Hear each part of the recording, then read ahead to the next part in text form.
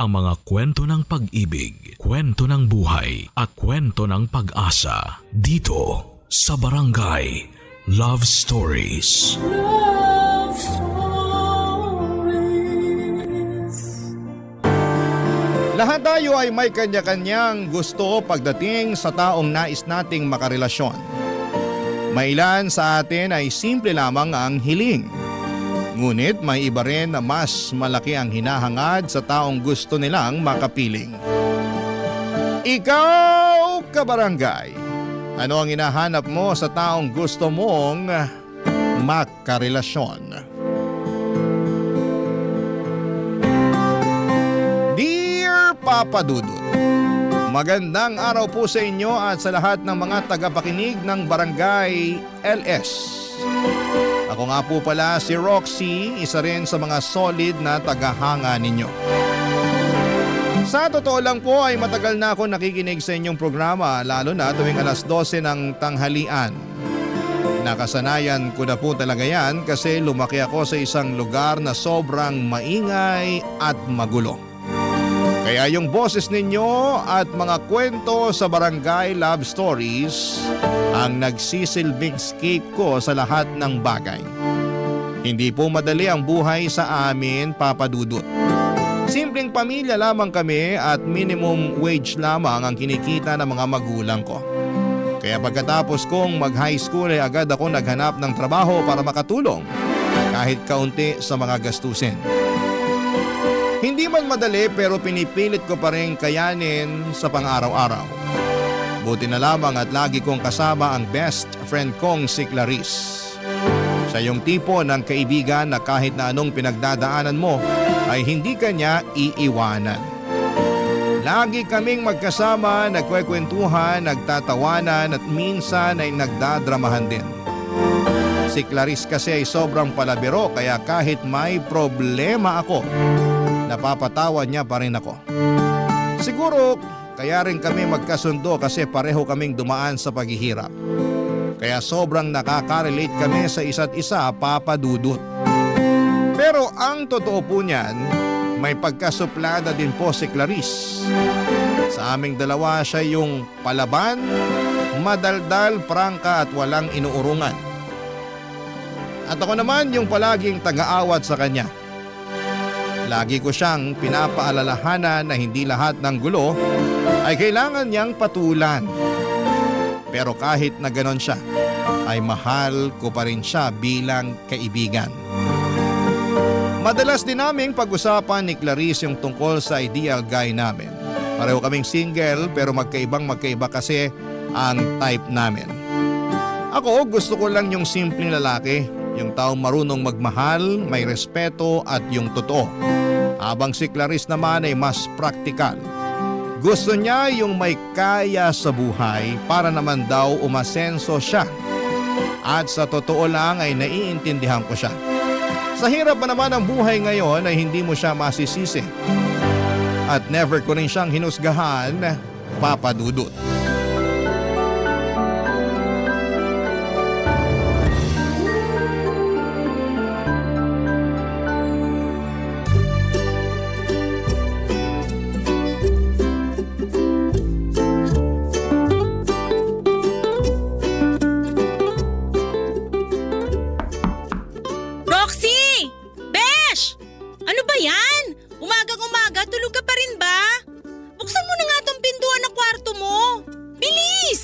Sandali lang. Double time! Bilis na! Heto na.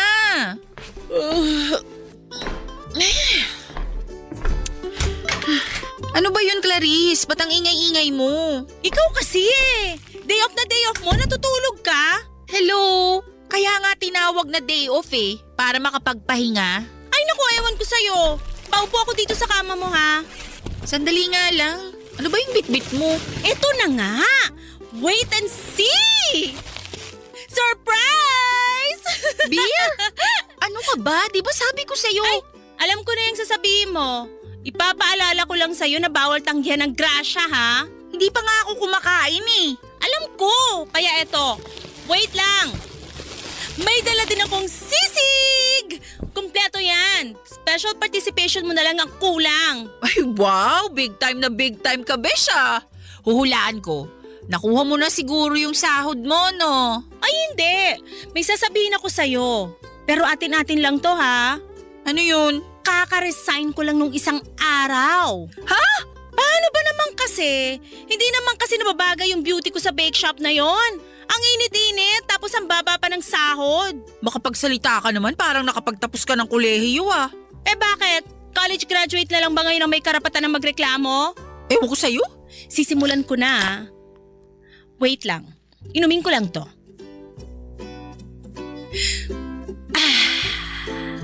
So refreshing! Love it! Oh, ikaw na. Etong sayo. Mamaya na ako. Sandali nga lang. Kung nag-resign ka na sa bakery… Siguro nagtataka ka kung saan ko nakuha yung perang pambili ko dito sa beer at sisig, no? Oo. May nakadate akong mayamang lalaki kagabi. Tapos ayun, humingi ako ng pera. Ay, grabe siya! Ikaw na, besh! Pero besh, ang baho ng hininga niya. Kaya ayun, pagkatapos ng date namin, di ko na nareplyan. Alam mo ikaw, ang sama talaga ng ugali mo. Malay mo naman, baka nakalimutan lang mag-toothbrush. Pero teka nga lang, saan mo naman nahanap yung nakadate mo? Saan pa? Eh di sa dating app. Sa katunayan nga eto, naghanap uli ako ng mayamang makakadate. Halika, tulungan mo ako mamili. Idadamay mo pa ako sa kalokohan mo. Alam mo ikaw, konti na lang at mapipiko na talaga ako sa'yo. Dilibre na nga kita ng beer at sisig eh. Binibilangan mo ako, ganon? Huwag ka na kasing maarte.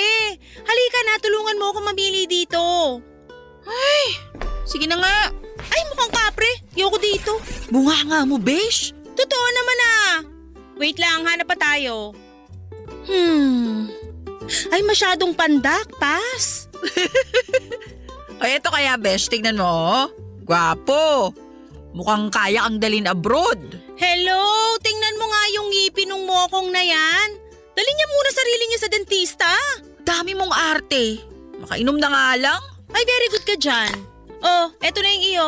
Ubusin mo yan ah. Pahinga ako nitong sisig ah. Luka-luka, para sa atin talaga yan. Kumuha ka lang dyan. Patayin mo na nga muna yung cellphone mo. Magkwentuhan na muna tayo. Sige na nga. Mukhang wala namang gwapo sa dating app na to eh. Try ko na lang uli mamaya, baka swertehin ako. Ay, siya nga pala. Ikukwento ko na sa'yo kung paano ako nag-resign sa bake shop. Nako Dice, plok mo na yan. Eto na nga.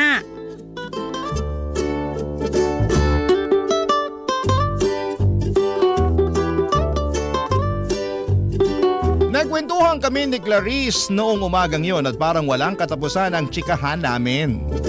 Ikinuwento niya na pagod na raw siya sa trabaho sa bakery kaya nag-resign na siya, Papa Dudut. Ang sabi pa niya, gusto na lang niyang maka-jackpot ng gwapo at mayamang lalaki para hindi na siya mahirapan sa buhay. Ang totoo po niya ay medyo nanghinayang ako. Kasi sa hirap ng panahon ngayon ay hindi biro ang mawala ng trabaho. Mabait naman talaga si Clarice bilang kaibigan pero siya yung tipo ng tao na kapag may gusto ay gusto niyang makuha agad-agad. Pero kahit na ganun siya ay tinanggap ko pa rin siya ng buong buo. Kasi mabait naman siya sa akin. Kaya kahit magkaiba kami ng pananaw sa buhay ay solid pa rin ang samahan naming dalawa. At habang nagiinuman kami sa kwarto ko ay biglang may nag-message kay Clarice sa dating app. Isang lalaki na walang profile picture pero magaling mag-English at sinabi niyang nagagandahan siya sa Clarice na kaibigan ko at gusto niya raw makipag-date sa kanya. Pero si Clarice, nako, na-curious agad. Ang sabi niya baka mayaman kasi ang galing daw mag-English. Kaya ayon, nagpa siyang makipagkita noong mismong gabi na rin na yon. At para daw safe ay niyaya ko ni Clarice na samahan siya sa date niya. Noong una ay tumanggi ako, Papa Dudut, pero wala rin ako nagawa kaya sinamahan ko na lamang siya. Pagdating namin sa park, halatang kabado si Clarice. Panayang ayos niya ng buhok at tanong kung okay na ba ang itsura niya. Ilang minuto lang ay dumating na rin yung lalaki. Lucas ang pangalan niya. Hindi siya gwapo pero hindi rin naman siya pangit. Naka-white t-shirt lamang siya at hindi siya mukhang mayaman. Nagkatinginan sila ni Clarice at nung ipinakilala na niya si Lucas sa akin ay nag-hello lamang kami saglit. Tapos ay umalis na ako at binigyan ko sila ng kaunting privacy. Umupo ako sa malapit habang sila naman ay nagkwekwentuhan sa park. At nung umalis na si Lucas ay nilapitan ko kaagad si Clarice. Siyempre gusto ko ring malaman kung okay ba yung date nila at kung pasado kay Clarice itong si Lucas. Pero ito ang nalaman ko.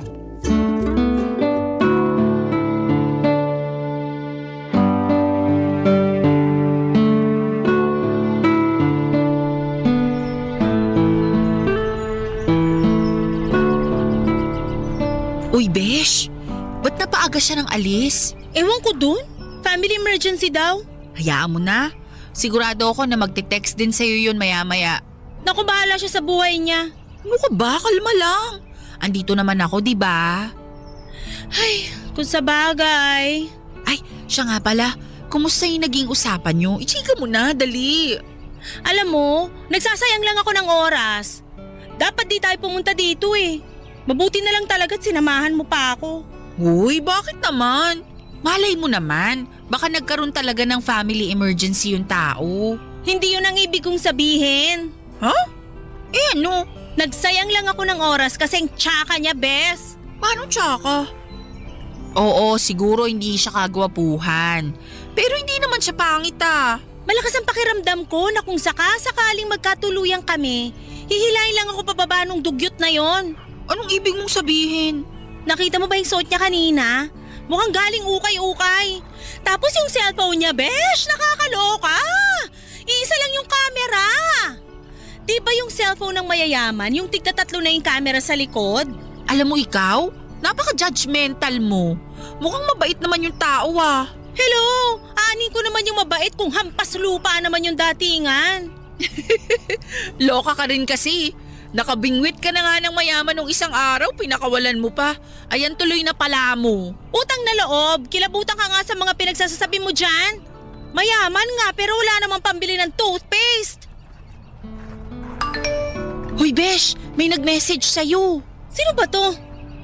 Ay, si Lucas. O anong sabi? Eto, humihingi ng tawad kasi napaaga ang alis. O yun naman pala eh. At least humingi ng tawad, di ba? Ay, hindi ko pala lagpasin to. Sandali lang, re-replyan ko lang to. Ano balak mong gawin? Manghihingi ako ng pera. Huy, ano ka ba? Wag na. Anong kasyo nga? Pinapunta-punta niya tayo dito tapos ngayon naalis rin naman pala siya. Siyempre lulubos-lubusin ko na to, no? Bala ka na nga dyan. Pero wag na wag kang magdadabog pag hindi yan nagpadala ha. Kilala naman kita. Yung ayaw mo sa lahat, yung hindi natutupad yung gusto mo. Maghintay ka lang. Pag eto nagpadala, promise makikinabang ka rin. Bahala ka na nga dyan. Hoy! Ayos ka lang? Ang cheap! Cheap? Bakit cheap? Nagpadala ng 500! Ano ka ba? Okay na yan. Sandali lang ha, manghihingi pa ako dito. Uy, wag na. Mahiya ka naman. Sige na nga! Oh, anong gagawin natin ngayon sa 500? Ay, alam ko na. Ano? Tignan mo dun, no, may street food. Halika na. I-cash out natin yan tapos libre mo na lang ako. Wala kayong pinagkaiba ng Lucas. O bakit na naman? Pareho kayong cheap. Ang dami mong dada. Halika na nga.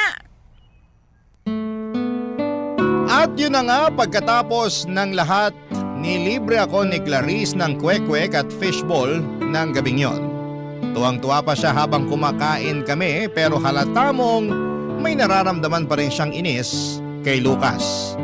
Bumili rin kami ng 1 litrong beer bago umuwi para daw pampalipas ng sama ng loob. Habang umiinom kami sa kwarto ay wala na siyang ibang bukang bibig kundi si Lucas. Ang sabi niya, dugyot daw ito. Sayang lang daw ang oras niya, yung pakikipagkita sa kanya at sana'y hindi na lamang daw siya nag-abala kasi mukhang pulubi daw si Lucas. Pero sa totoo lang ng gabing ding yon, paulit-ulit humingi ng tawad si Lucas sa kanya sa text. Sabi niya na paaga raw ang alis niya kasi natake sa hika ang kapatid niya. Seryoso siya sa mga mensahe niya, ang haba ng paliwanag niya at halatang sincero. Pero si Clarice na medyo kulang talaga sa pasensya at hindi madaling magpatawad ay hindi na nag-reply. Kahit tinadtad na siya ng text ni Lucas, hindi na niya ito pinansin. Lumipas ang ilang araw at napilitan na rin si Clarice na maghanap ng bagong trabaho at sa awa naman ng Diyos, natanggap siya bilang cashier sa isang convenience store malapit sa amin. Sa totoo lang ay sobrang natuwa ako kasi akala ko kasi aasa na lamang siya palagi sa ideya na makaka-jackpot siya ng mayamang lalaki. Pero habang tumatagal ay napapansin kong parang hindi talaga siya masaya sa trabaho niya. Tuwing nagkikita kami ay panay ang reklamo niya, pagod na raw siya, maliit daw ang kita at madalas niyang sinasabi na sana'y yumaman na lamang siya nang hindi na kailangang magbanat ng buto. Pero bilang best friend ay ginagawa ko pa rin ang parte ko. Lagi ko siyang pinapayuhan na hindi naman masama ang mangarap. Pero sana'y maintindihan rin niya ang pera ay dapat na pinaghihirapan. Kasi kapag hindi mo pinaghirapan ang isang bagay, madali lang din itong mawawala sa iyo, Papa Dudut. Barangay Love Stories. Barangay Love Stories. Dumating na sa punto na mas lalo pang nahirapan si Clarice dahil nagkasakit ang mama niya at dahil palagi na siyang late sa trabaho ay natanggal siya sa trabaho niya bilang cashier. Hirap na hirap siya noon kaya nagtangka siyang manghiram ng pera sa akin. Pero pareho lang naman kaming minimum wage ang kita. Kaya kahit gusto ko siyang tulungan ay wala rin akong maibigay. Ilang araw nga ang lumipas na gulat ako nang biglang naging okay na ulit siya. Doon niya ikinuwento na ibinigay niya ang address niya kay Lucas. At laking gulat ko nang malaman kong pumunta raw ito sa bahay nila at nag-abot ng pera para sa pagpapagamot ng mama niya. Sobrang bait ni Lucas. Hindi ko inasahan na tutulungan niya ang best friend ko. Lalo na sa ganong sitwasyon. Para sa akin ay malinaw na seryoso talaga si Lucas kay Clarice. Kasi kung hindi ay bakit pa siya mag-aabala, hindi ba? Ikinuwento rin ni Clarice na nalaman niya na hindi pala mayaman si Lucas. Isang regular lang daw na empleyado sa isang restaurant. Pero masaya pa rin siya dahil sa tulong na naibigay nito. Kaya lang habang tumatagal ay napansin kong halos lagi na lamang siyang humihingi ng pera kay Lucas. Sa una ay para sa gamot pero kalaunan kung ano-ano na lamang ang dinadahilan niya para mapilitang magbigay ng pera si Lucas sa kanya. Doon na ako nag-alala. Sa totoo lang, natatakot ako sa karma. At bilang best friend niya ay ayoko rin na madamay sa karma niya. Kaya paulit-ulit ko siyang pinapaalalahanan na tigilan na ang kakahingi ng pera kay Lucas. Pero si Clarice, matigas talaga ang ulo. Kahit na anong sabihin ko, sinusunod pa rin niya ang gusto niya. Tahimik na lamang ako pero sa kalooban ko ay umaasa pa rin ako na matatauhan siya. Bago pa mahuli ang lahat, Papa Dudut.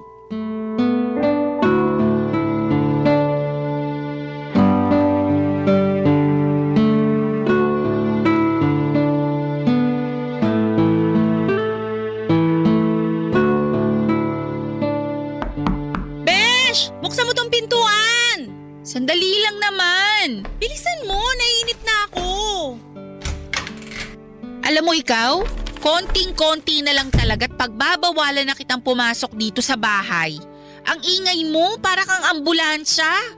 Malas mo kasi favorite ako ng mama at papa mo eh. Kaya parang bahay ko na rin to. O ano ang sadya natin for today's video? May binili ko para sa'yo. Pero bago ang lahat, pahiram na muna ako ng cellphone mo. Huh? Oo, akin na. Dali. Bilisan mo. Bakit? Anong gagawin mo? Alam mo ikaw, ang dami mong kuda. Ibigay mo na lang kasi sa akin. Ewan ko sa'yo. Oh, eto. Hoy! Bruha ka ng taon! Nasisiraan ka na ba talaga ng bait? Bakit mo hinagis yung cellphone ko? Besh, matagal ko na kasing napapansin na kakarag-karag na yung cellphone mo. Ni hindi na nga kita marinig ng maayos tuwing tinatawagan kita eh. Kaya wait ka lang dyan. May ibibigay ako sa'yo. Tada! Ano yan? Bulag ka ba? Eh di bagong cellphone. Binili ko talaga yan para sa'yo. Gaya nga nung sinabi ko, napansin ko kasi nakakarag-karag na yung cellphone mo. At syempre bilang nag-iisang dakilang best friend mo, naawa naman ako sa'yo. Kaya ayan, sayong-sayo na yan. Ano ka ba naman, Clarice? Nakakahiya. Hindi ko pwedeng tanggapin to. Tanggapin mo na lang kasi. Sandali nga lang. Saan ka naman kumuha ng pambili para dito? Eh wala kang ang trabaho. Hindi na importante yun. Ay, bakit pa nga ba ako nagtanong? Malamang nanghingi ka ng pera kay Lucas, no? Check! Eto, Besh ha, tayong kaibigan lang. Hindi na ako natutuwa sa ginagawa mong paghingi ng pera dyan kay Lucas. Nung nagkasakit yung mama mo, naiintindihan ko pa kung bakit ka nanghingi ng tulong sa kanya. Pero ngayon na magaling na yung mama mo, wala ka ng dahilan para manghingi sa kanya. Huy, matakot ka naman sa karma. Teka lang ha, O bakit? Ano na naman ang binabalak mo, bruha ka? tatawagan ko lang si Karma.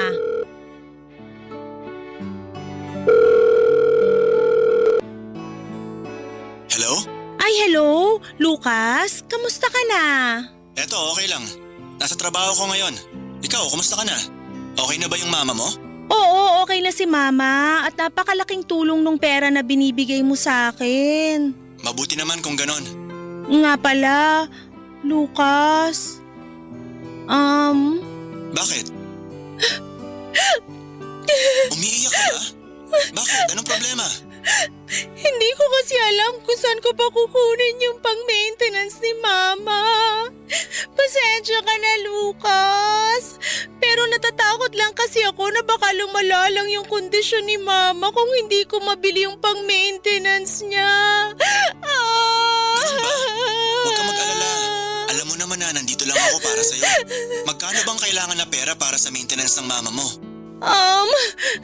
Nasa 5,000. Sige. Huwag ka mag-alala. Maya-maya lang at ipapadala ko na sa e-wallet yung pera mo.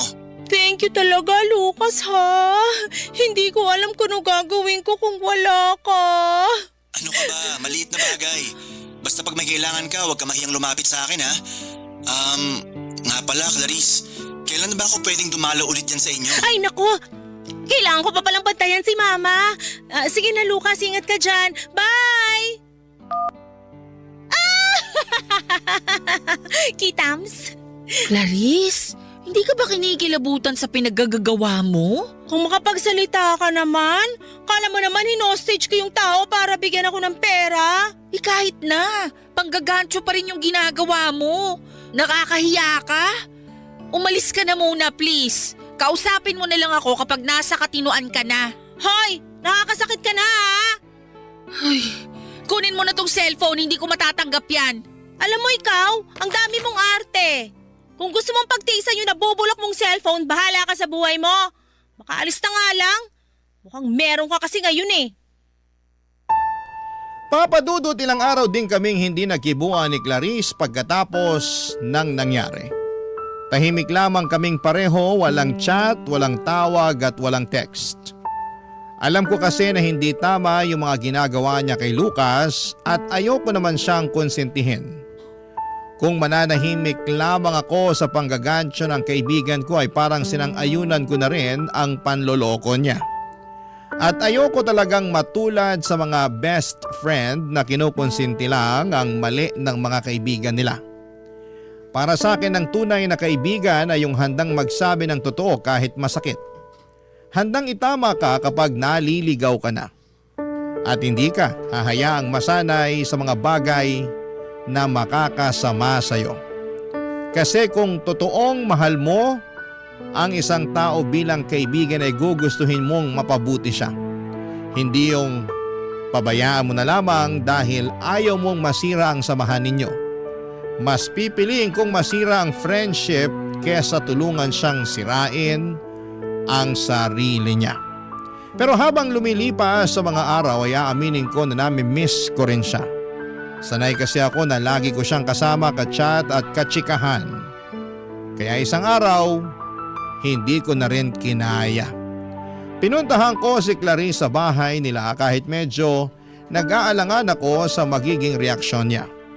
Pagbukas niya ng pintuan ay nagulat ako kasi siya pa yung unang yumakap sa akin at agad na humingi ng sorry. Ang sabi niya hindi niya raw kaya na mawala yung nag-iisa niyang tunay na kaibigan. Doon na rin ako na-touch at syempre pinatawad ko siya kaagad. Pero sinabi ko pa rin sa kanya na hindi pa rin ako sang-ayon sa ginagawa niya kay Lucas. Ayoko lang na mapunta siya sa maling landas at pagsisihan niya ito sa bandang huli. Buti na lang at naintindihan niya. Tahimik lamang siya pero ramdam ko na tinanggap niya yung sinabi ko. Tapos bigla niya akong inalok na makipag-inuman. Napatawa na lamang ako kaya ayon pumunta kami sa isang sari-sari store at nag-inuman kami doon habang nagkwekwentuhan.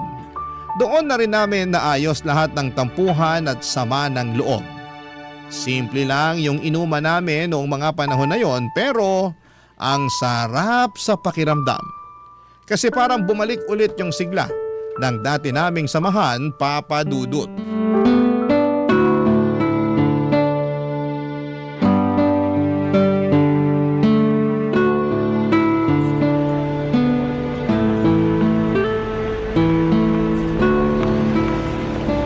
Cheers, Besh! Ay, sa wakas at nagkasundo na rin tayo. Akala ko kasi hindi mo na ako kakausapin eh. Naku, pasalamat ka't hindi kita matiis. Pero uulitin ko lang ha, hindi pa rin ako komportable at sang-ayon sa ginagawa mong panggagancho kay Lucas. Ano ba? Wag na nga muna natin pag-usapan yun. Baka mamaya mag-away na naman tayo niyan eh. Pero Besh, eto ha, may iaalok ako sa'yo. Ano yun? May opening kasi sa pinagtatrabahuhan ko. Baka gusto mo i-refer kita. Sige. Pag-iisipan ko. Uy, pangako yan ha, pag-iisipan mo. Oo na. Uminom na nga lang muna tayo. Saglit lang ha. Uy, saan ka pupunta? Babayaran ko lang yung binili nating beer. Baka mamaya malasing tayo tas makalimutan nating bayaran. Ano ka ba? Wag na. Ay hindi, ako na. May naitabi naman akong pera kahit papano eh. Naku, ako na. Di ba ako nga tong may ginawang kasalanan sa'yo, kaya ako na. Hayaan mo ako makabawi sa'yo. Saglit lang ha, may tatawagan lang ako. Huhulaan ko. Si Lucas yung tatawagan mo, no? Ano ka ba naman, Clarice? Tigilan mo na yan. Huwag mo namang abusuhin yung tao. Shh! Taka lang. Hello? Lucas? May hihingin sana akong pabor sa'yo eh. Bakit? Anong kailangan mo? Ubus na kasi yung maintenance ni Mama. Baka naman may pera ka pa dyan, kahit konti lang. Clarice, pasensya ka na pero nawalan kasi ako ng trabaho eh. Hindi na muna kita mapapadala ng pera. Ano? Pasensya na talaga, sana maintindihan mo. Sige na, kahit 500 lang. Walang-wala talaga ako ngayon eh. Napakawalang kwenta mo naman. 500 na nga lang yung hinihingi ko, hindi mo pa ako mapagbigyan? Akala mo ba hindi ko napapansin na panay yung paghingi mo sa akin ng pera? Sa tingin ko nga may iba ka nang pinagagamitin ng pera bukod yan sa maintenance ng mama mo eh. Hoy! Ang kapal na mukha mo para questionin kung saan ko ginagamit yung pera. Wala kang karapatan para pag-isipan ako na masama. Meron! May karapatan ako na questionin ka. Sa tingin mo ba talaga, hindi ko napapansin na nanlalamig ka bigla sa akin tuwing hindi ako nakakapagpadala ng pera? Tapos tuwing nakakapagpadala ako, panay ang pag-I love you mo sa akin. Utang na loob! Mawawala na amats ko sa'yo eh. Amats? Umamin ka nga sa akin? Saan mo ba talaga ginagamit yung pera ko ha? Ang kulit-kulit mo naman eh. So ano na, magpapadala ka ba o hindi? Hindi! Pwes kung ganon, simula sa araw na to, wag mo na akong tatawagan kasi nakikipaghiwalay na ako sa'yo. Talaga ba, Clarice? Umamin ka nga sa akin? Minahal mo ba ako? Gusto mong marinig yung totoo? Madali kang mahalin kapag nagbibigay ka ng pera. Pero tuwing tinatanggihan mo ko, nahihirapan akong pakisamahan ka kasi mukha kang dugyot. Simula ngayon wag ka na magpaparamdam sa akin ha. Clarice, sandali lang! Goodbye! Hoy, ayos ka lang? Kumalma ka nga. Besh, ikaw na muna yung magbayad dito sa iniinom natin ha. Pasensya ka na, hindi kasi gumana yung ATM ko eh. Alam mo, hindi ako natutuwa sa naging usapan yun ni Lucas. Pero mas mabuti na nga siguro yung ganun. Anong ibig mong sabihin? Para din naman sa ikabubutin yung dalawa yung pakikipaghiwalay mo sa kanya. Nang sa ganun, hindi mo na kailangang makonsensya, di ba? Makonsensya saan? Sa panghihingi ko ng pera sa kanya? Hoy! Ni minsan hindi ako nakonsensya kasi pinakikisamahan ko siya kapalit ng pera na binibigay niya sa akin. Ay nako, kung ako sa'yo, magbagong buhay ka na lang. Hindi ka pa ba nagsasawa sa buhay na nakaasa ka sa lalaki? At isa pa, mas magaan ang buhay kapag alam mong wala kang tinatapakang tao. Besh! Sa hirap ng buhay ngayon, ba't naman ako magsasawa? Ano ka ba, Besh? Matakot ka naman sa... Oo na, sa karma. Ilang beses ko nang narinig yan. Paulit-ulit ka rin eh, para kang sirang plaka. Siguro kung may piso lang ako sa kakabanggit mo sa karma na yan, malamang nalibre na kita ng 2 case ng beer ngayon. Hindi mo ba sasagutin yan? Wag na! Para saan pa? Eh hindi rin naman magpapadala ng pera yan. Sagutin mo kaya. Mag-sorry ka na lang sa mga pinagsasabi mo sa kanya kanina. Ikaw ang nakaisip, diba? Eh di ikaw ang gumawa. Papadudot ako na ang nagbayad ng lahat ng ininom namin ni Clarice ng gabing yon. Pero sobra din akong nag-guilty at nakonsensya ng gabing yon. Habang nagiinuman kasi kami kung ano-ano mga masasakit na sinabi ni Clarice tungkol kay Lucas. At habang nakikinig ako, hindi ko maiwasang mag-guilty kasi pakiramdam ko ay hindi naman deserve ni Lucas lahat ng yon. Kasi minahal lang naman niya si Clarice ng totoo. Kaya naman kinabukasan ay kinausap ko si Clarice. Sinubukan ko siyang hikayatin na mag-sorry kay Lucas. Kahit simpleng message lang pero ayaw niya talaga. At ang tigas pa rin talaga ng ulo niya. Desidido siya na tapusin na talaga ang lahat sa kanila. At dahil doon ay ako na ang kumilos at naghanap ng paraan kung paano ako makakahingi ng tawad sa mga sinabi at ginawa ni Clarice.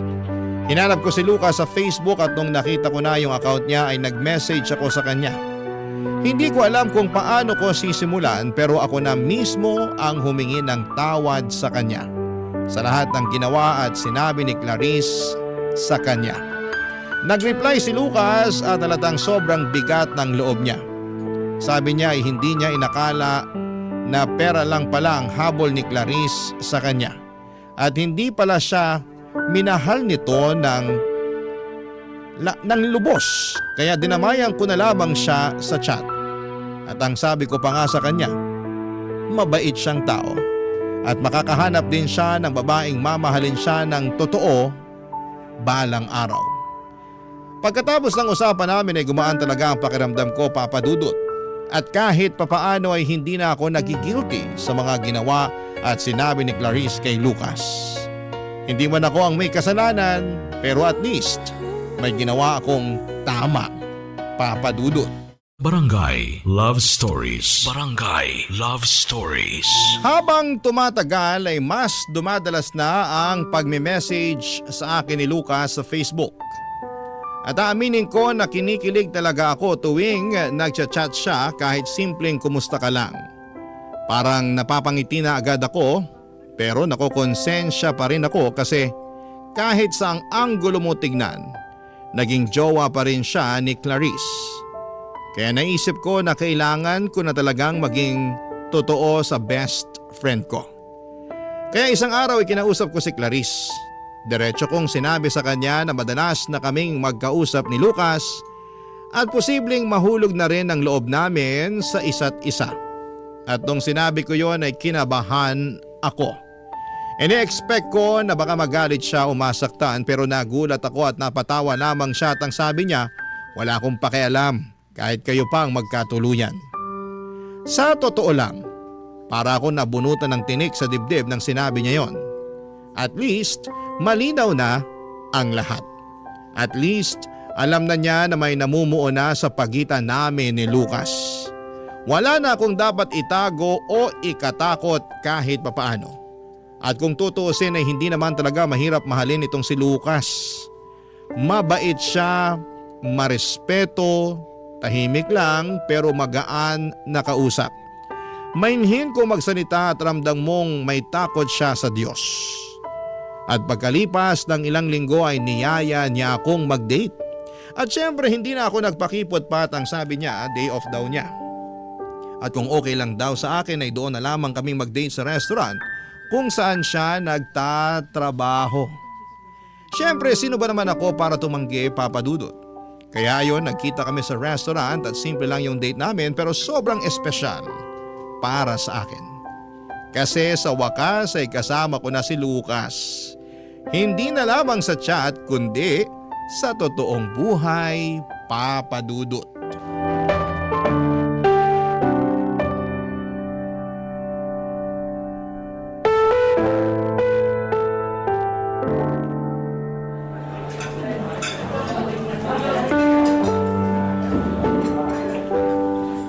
Ang gwapo mo pala kapag naka-formal attire.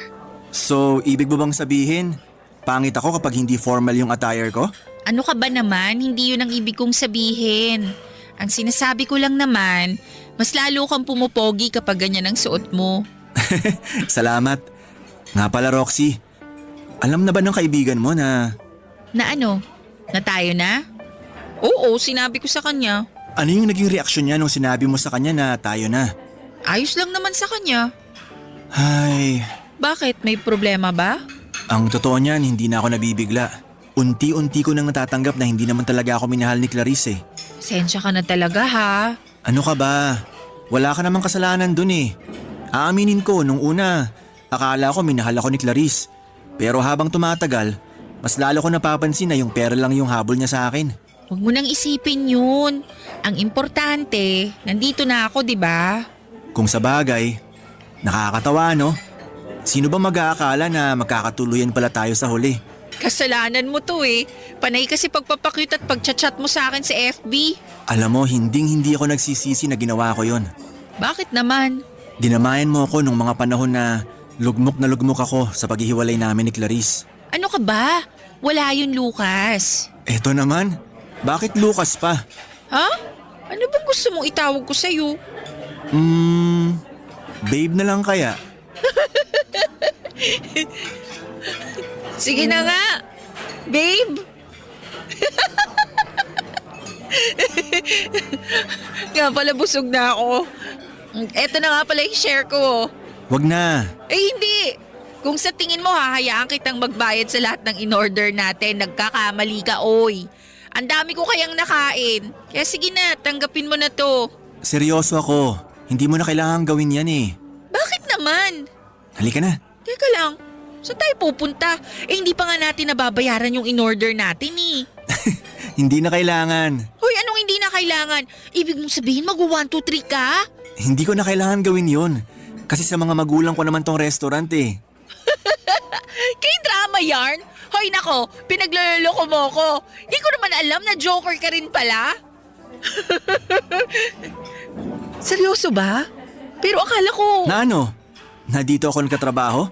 Naglilinis at nagsiserve din ako dito kapag kulang sina mama at papa sa staff. Anak lang ako na may-ari, pero hindi ako may-ari. Kaya para na rin ako nagtatrabaho dito, di ba? Eh bakit hindi mo sinabi kay Clarice to? Ang totoo niyan, ikaw pa lang yung pinakaunang tao na pinagsabihan ko tungkol dito. Mas rerespetuhin ka kasi ng mga tao kapag alam nila na may negosyo o pera ka. Kaya ayun, nagpanggap ako para malaman ko yung totoong intensyon nila sa akin. Kung ganun, ba't mo naman inamin sa akin to ngayon? Matagal ko nang napatunayan na hindi ka gahaman tulad ng kaibigan mo. Kasi kung katulad ka lang din ng kaibigan mo, hindi ka magchat-chat sa akin sa Facebook para lang humingi ng tawad sa ginawa niyang panloloko sa akin, di ba? Kung sa bagay. Basta, eto na yung pera, tanggapin mo na lang kasi. Ang kulit mo naman eh. Sige na nga. Pero sa susunod ako nang gagastos para sa atin ha. Sige na nga. I love you, babe. I love you too, babe.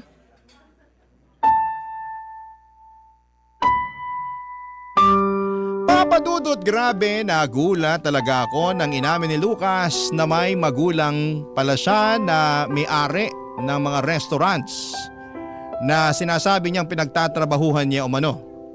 Sa totoo lang, ipakiramdam ko noon ay para akong nasa isang K-drama o teleserye. Yung tipong sa palabas mo lang inaakalang mangyayari pero nangyayari din pala sa totoong buhay. Pero nangyari talaga. At nakakatuwa lang kasi sobrang humble ni Lucas. Ayaw niyang malaman ng iba na may kaya siya kasi gusto niyang makilala kung sino talaga ang totoo sa paligid niya. Ang sabi pa niya kapag nalaman ng mga tao na mayaman siya, siguradong magbabago ang pakikitungo nila sa kanya. Magpapanggap na mabait o di kaya ay lalapitan lamang siya dahil sa pera. Kaya mas pinili niyang magpakasimple para makita kung sino yung totoo. At sobra kong humanga sa kanya, Papa Dudut. Hindi niya kailanman ginawang basihan ang estado ng buhay ng isang tao. Lahat siya nirerespeto, mayaman man o mahirap. Hindi siya mayabang at maayos kausap at kitang-kita ang respeto niya sa ibang tao. Dahil sa personality ni Lucas ay hindi ko talaga mapigilan na mahulog ang loob ko sa kanya at bawat araw ay mas tumitibay ang nararamdaman ko para sa kanya. At syempre hindi ko rin napigilan ang sarili ko na ikwento kay Clarice yung nangyari sa date namin ni Lucas. Sa totoo lang ay ayoko na sana siyang kwentuhan. Pero kinulit niya ako na magkwento. At tanong siya ng tanong hanggang sa nauwi rin sa punto na sinabi ko na sa kanya ang katotohanan. Noong sinabi ko kay Clarice na ang mga magulang pala ni Lucas ay may-ari ng restaurant na sinasabi niyang pinagtatrabahuhan niya ay napanganga na lamang siya. At kitang-kita ko sa mukha niya ang halatang nangihinayang siya sa naging hiwalayan nila ni Lucas. Parang yung tipong gusto niyang bawiin pa sa akin si Lucas na sana hindi na lang nangyari yung hiwalayan nila. Kitang-kita ko sa mga mata ni Clarice ang pinaghalong sama ng loob at pagsisisi. Pero huli na ang lahat. Kasi pagkalipas ng ilang buwan ay lalo lang naming naramdaman ni Lucas na tumitibay at lalong nahuhulog ang loob namin sa bawat isa.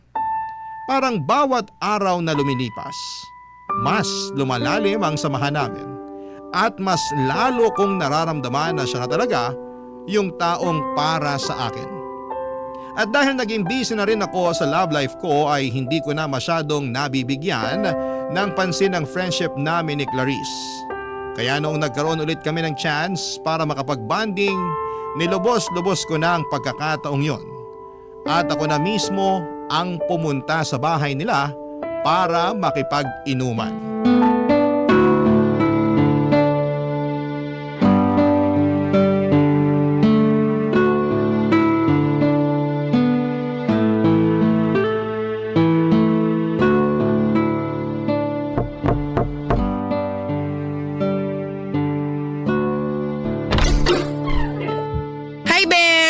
Dala mo na ba yung beer? Ano pa ba? Syempre naman. Eto na nga oh. At huwag kang mag-alala kasi libre ko na yan sa'yo. Mabuti naman. Kumusta ka na, Besh? Pasensya ka na kung hindi tayo masyadong nagkikita. Medyo busy kasi ako sa trabaho eh. At medyo busy rin sa ano. Alam mo na, love life, ganun. Yehey! Eh di ikaw na. Uy nga pala, Besh. May gusto sana akong ikwento sa'yo. Ano yon? Alam mo ba na nagdududa na ako na magpo-propose na si Lucas sa akin? Ang OA mo naman? Propose ka agad? Mag-iisang taon pa lang kayo eh. Alam kong OA pakinggan. Pero totoo, Besh. Kasi nitong mga nakaraang araw, may napansin akong kakaiba sa mga kinikilos niya. Paano kakaiba? Yung tipong bigla siyang nanlalamig, tapos tuwing tinitignan ko siya sa mata, parang hindi siya makatingin ng diretso sa akin. Talagang kinukutuban ako, Besh eh. Kasi kapag ganun, malamang sa malamang may tinatago siya, di ba? Kinukutuban ako na may pa-surprise siya para sa akin. O palakpakan! Eh di kayo na ang nagmamahalan, kayo na ang masaya, kayo na lahat!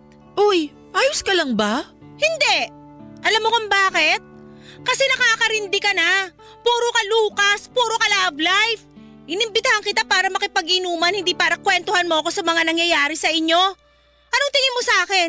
Facebook na kailangan mong i-update bawat minuto at bawat segundo? Aba matindi!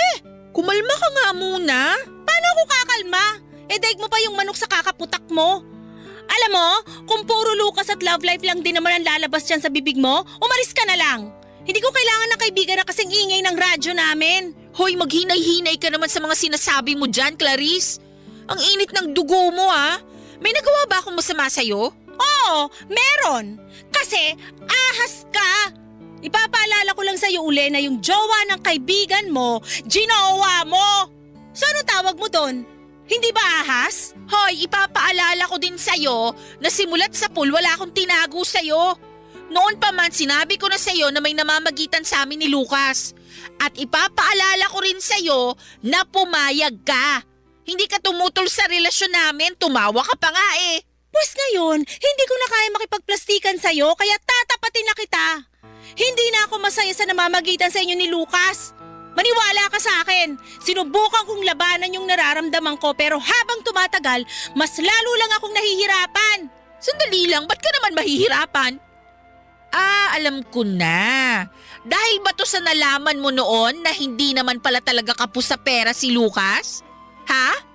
Ano? Magsalita ka? Oo! Yun mismong dahilan. Masaya ka na, ha? Oo, inaamin ko na nanghihinayang ako kasi kung hindi dahil sa'yo, malamang kami pa rin ni Lucas hanggang ngayon. Hoy, babae! Wag mo akong sisisihin kasi kagagawan mo lahat ng nangyari sa inyo ni Lucas.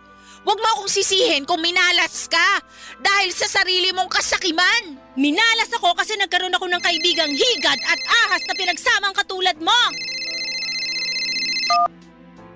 Hello? Hello babe? Asan ka ngayon? Bakit babe? May kailangan ka ba? May ipapakiusap sana ako sa'yo eh. Sige, ano yon? Day off mo naman, di ba? Oo, bakit? Kulang kasi kami sa tao dito sa restaurant eh. 2 staff yung umabsent. Baka pwede mo naman akong tulungan dito. O sige, papunta na ako dyan. Magsama kayo sa impyerno! Sandali lang. Pamilyar sa akin yung boses na yan ah. Ay nako, babe, wala yon. Nanonood kasi ako ng horror movie. Nakalimutan ko lang hinaan yung volume. O sige na, ibababa ko na to. Pupunta na ako dyan, ha? Sige, I love you. I love you too. Sinusumpa ko! Maghihiwalay din kayo! Gusto mo ba bigyan pa kita ng kandila at itlog para makumpleto yung ritual mo? Diyan ka na nga, napaka-better mo. Aaminin ko po, tuluyan nang nasira ang pagkakaibigan namin ni Clarice dahil sa isang lalaki. Masakit man pero siguro'y ganon talaga ang takbo ng buhay. May mga bagay na kailangang matapos para makapagbigay daan sa mga bagong simula at mas magagandang kwento.